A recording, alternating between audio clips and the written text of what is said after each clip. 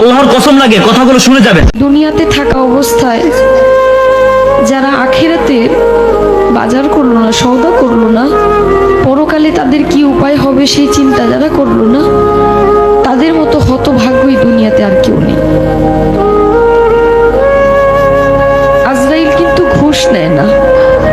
আমি অনেক টাকা গান করতে করতে অনেক টাকার মালিক, বাড়ি গাড়ি সবই আছে, যদি বলি যে আপাতত আমার গাড়িটা নিয়ে যান, আমাকে কয়েকটা দিন সময় দেন, মানবে? কারো কথা মানবে? মানবে না। মৃত্যুর কথা যে মানুষ দিনে 5 বার স্মরণ করে, সে কোনো ভুল কাজ করতে পারে না।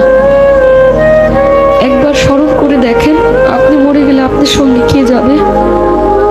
আপনি মরে যাওয়ার সঙ্গে সঙ্গে সকল কিছু ভাগাভাগি হয়ে যাবে। আপনি মরার সঙ্গে সঙ্গে আপনার ব্যাংকে কি আছে সেটা নিয়ে আপনার সন্তান, আত্মীয় স্বজন সবাই একটা হইচই লাগাই দেবে, কিন্তু আপনি যে কোথায় যাবেন সেই চিন্তাটা কেউ করবে না। মৃত্যুর কথা যখন স্মরণ হয়, নিজের কাছে খুব অপরাধী মনে হয় যে আজরাইলের সামনে কি জবাব দেব, কি বলবো সেদিন, কি বলার আছে আমার।